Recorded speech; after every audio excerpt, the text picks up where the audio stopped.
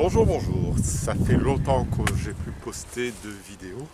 Pour l'année prochaine, je promets de poster des vidéos plus régulièrement sur le jardin et sur l'apiculture. Et ici, j'ai décidé de faire une vidéo sur la plantation des fraisiers. Alors, c'est un peu tard dans la saison, mais on peut toujours le faire. On ne prévoit pas de gel. D'ici les semaines qui suivent, il va pleuvoir, ça va permettre aux fraisiers de bien s'enraciner. Donc là, j'ai acheté des très beaux pieds de fraisier, regardez comme ils sont beaux. Donc ça vient de chez Podane. C'est des fraisiers très beaux qu'il fait lui-même, donc garantie 100% bio. Donc cette variété-là, c'est une variété remontante, c'est-à-dire qui va donner des fruits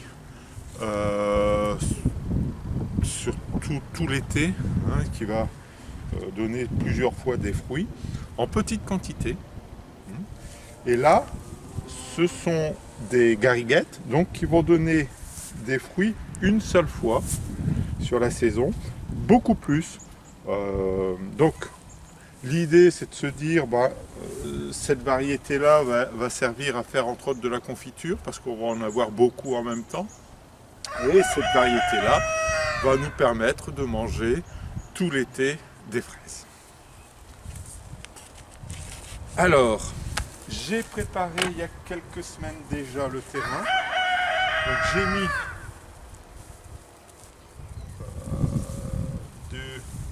de l'herbe, des feuilles séchées.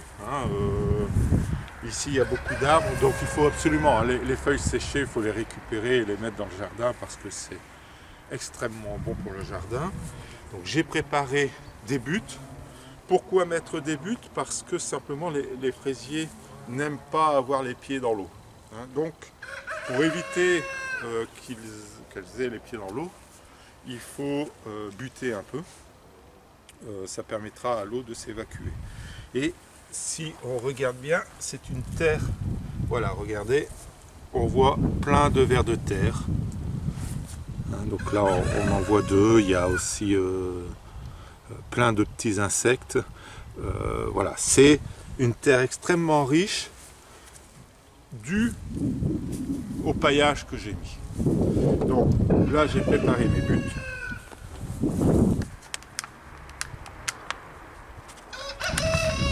Voilà. Donc on voit que les pieds de fraisier se sont déjà bien enracinés.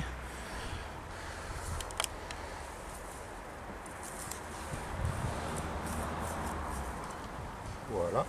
Alors, lorsqu'on a une terre qui n'est pas trop riche, il faut mettre un peu de compost, de terreau. Le fraisier demande beaucoup de terreau. Et on vient mettre, voilà, le fraisier comme ça.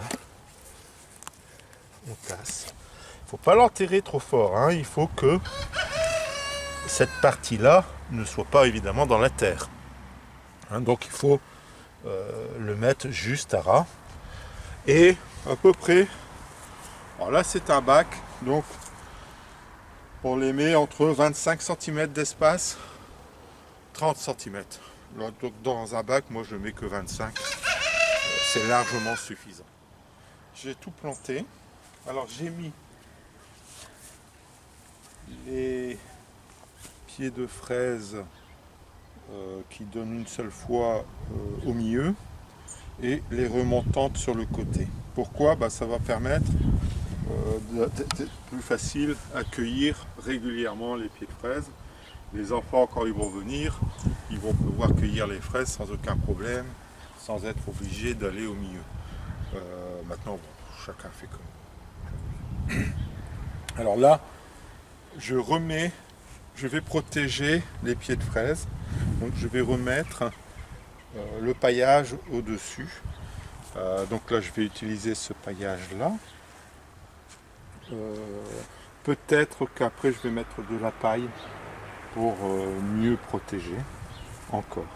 Parce que je pense que je ne vais pas avoir assez de paillage ici.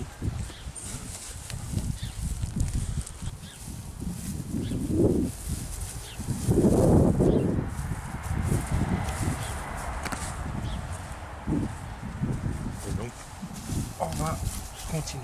Maintenant, donc ça c'est un nouveau parc. Je vais vous faire voir un ancien parc que j'ai ici. Donc une fois qu'on a des fraises, il faut pouvoir les entretenir. Alors, les fraises, ce sont en réalité des plantes de sous-bois.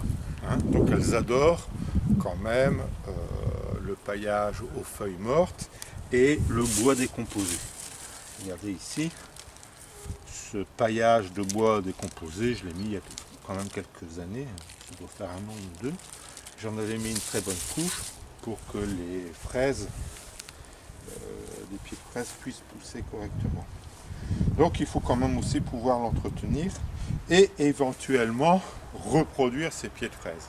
Donc là j'en ai acheté de nouveaux, tout simplement parce que je n'avais pas le nom exact de ces fraisiers là. C'est toute la récupération, etc. Donc ici regardez.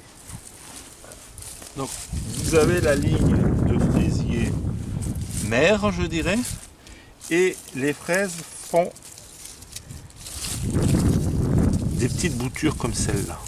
Vous voyez, voilà. Et là, vous la récupérez, hop, avec de la terre. Et ça va vous faire un nouveau plan. Donc normalement, une fois que vous avez acheté, vous achetez, moi je sais pas, 6 pieds de fraises, tous les ans, vous pouvez les reproduire très facilement. Et donc voilà, après on les repique ailleurs. Et vous voyez ici, par exemple, j'ai un pied de fraise qui a fait 1, 2, 3, 4, probablement on va retrouver là. Il y a encore des fleurs. Il y a encore des fleurs. Ah oui, c'est fou. Hein. Alors, hop. Alors, les dernières ici, il ne faut pas les récupérer. Elles sont souvent peu porteuses de fruits. Il faut vraiment récupérer la première. Voilà, regardez. Hop. Donc, voyez, ça va jusqu'ici. Donc c'est de celle-ci. Voilà. C'est là où il y a les fleurs. Ouais. Elle vient de celle. Donc ça, il faut le couper. C'est des stolons qu'on appelle ça. Bon, je n'osais pas le dire le nom parce que c'est des stolons. Voilà. Donc c'est les stolons. Et vous récupérez, hop, que celui-ci. Les autres, il ne faut pas vraiment le récupérer. Je vais chercher. Alors, vous récupérez le premier, avec de la terre, évidemment, parce que la saison est déjà bien avancée pour faire ce genre de choses. Mais c'est toujours possible, évidemment. C'est parce qu'il fait doux, sinon fin novembre, c'est trop tard. Oui, quand il gèle, c'est pas possible. Donc, et les autres, il ne faut pas trop les récupérer parce que ça va faire des petites fraises de toute façon. Donc voilà, et vous avez un beau pied de fraise. J'ai pris les jets du vieux parc et j'ai refait 2 lignes sans les buter. Comme ça, je verrai un peu la différence, voir si dans mon cas c'est utile de buter ou pas. Donc quand vous avez, comme ça, quand vous reprenez les jets des fraisiers, il faut bien les nettoyer. Donc il faut enlever toutes les feuilles abîmées, comme celle-ci. Voilà, toutes les grosses feuilles, regardez, voilà, celle-ci, il faut la couper, il ne faut pas hésiter à... Voilà.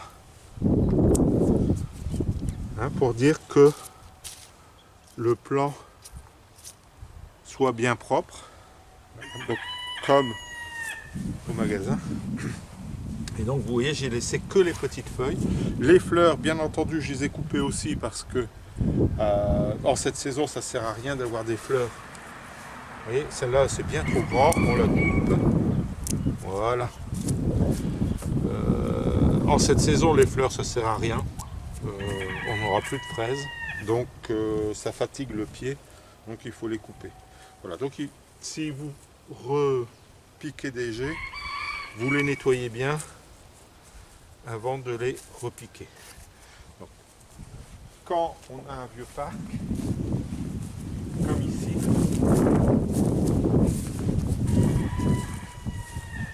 Donc il faut savoir que des pieds de fraises, ça dure 3 ans, 4 ans avec une bonne production. Après la production elle chute, il faut remplacer les pieds. Ce parc-là, il doit au moins avoir 4-5 ans. Mais bon, je vais quand même le laisser cette année pour voir un peu ce qu'il donne réellement. Et après, peut-être je l'enlèverai. Mais vous voyez, il faut le nettoyer. Donc, il faut enlever tout ce qui est feuilles comme ça. Les grandes feuilles, il faut les enlever. Hop.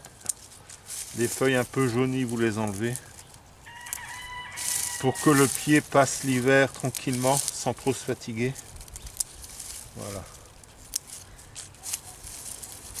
Et donc il faut bien aérer. Voilà. Hop.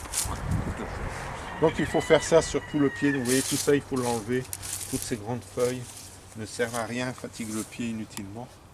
Pour espérer l'année prochaine avoir une bonne récolte de fraises. Voilà. Alors chose à ne pas faire si vous faites des bacs. Regardez derrière.